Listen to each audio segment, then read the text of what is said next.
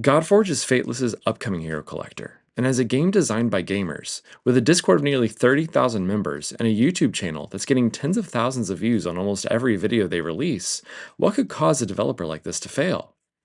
Let's get into it. Fateless has been extremely transparent about Godforge and their development of their game for the last 2 years, and we know far more about this game and all of their plans than we would for a normal developer. And so when it comes to this state, when we are less than a month away from alpha and players are about to get their hands on the game for the first time, I think the feel and how heroes are moving in and around the environment designed by Fateless is what's going to really cause people to stick or to run away from playing the game and potentially never pick it up again. This really stood out to me when Simon shared a little bit about the starter heroes and their abilities and showed off their animations. Now for Guan Yu and Lady Jacques, this was a lot simpler because they wield swords or spears, and the physics that are applied to something like this that is made of metal or wood is simple. But it's Ramses' weapon that he holds in his right hand, an ancient Egyptian flail that has different mechanics when it comes to the physics of how things are to move. And this is what really stood out to me as could use some more work. So check it out. I've slowed this down a lot, and you'll see that as he winds back, the flail begins to move and the strands begin to move. But watch here. Did you see it? For me, this took quite some time to understand why I was feeling something was off about this animation. And for all I know, this could actually be the anticipated design of the game designers as they think through what they want this power to be. But look here. As the power extends from the flail itself, the strands remain.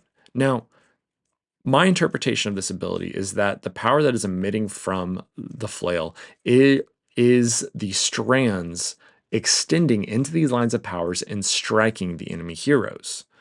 This very well could not be as designed, but if that is the case, within the animation and the physics, the actual object that is being designed never loses the strands, and they simply hang loosely down below the emitting power source.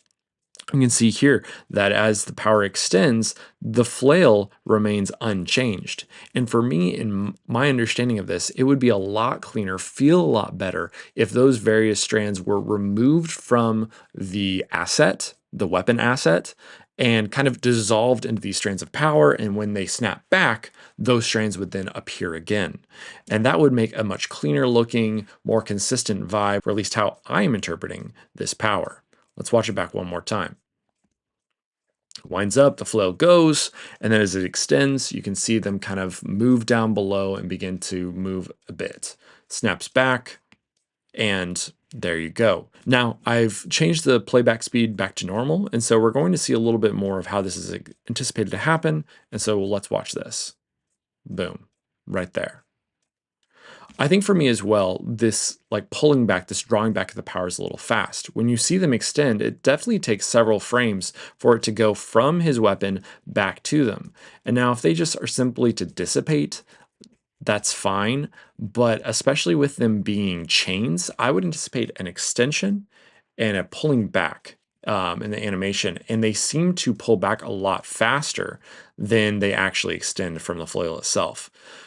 So all in all, I think that there could be some changes that occur with Ramses' animations and his ultimate ability. I'd love to hear from you. Do you feel like this animation is clean as it is today, or could there be some work done here? Guys, if you made it this far into the video, I really appreciate you and the time that you've given me. If you watched any of my content previously or looking for someone who's going to be covering Godforge to its fullest extent, subscribe down below and keep up with my channel. As a new content creator, your support has a massive impact on my channel and the kind of content that I'm creating. So thank you so much for your time and everything you've been doing to support me as I continue to look towards and do content around Godforge. Y'all, I'm excited for the alpha. I'm looking forward to what's to come. Thanks for joining me in the journey. Let's get ready for the alpha.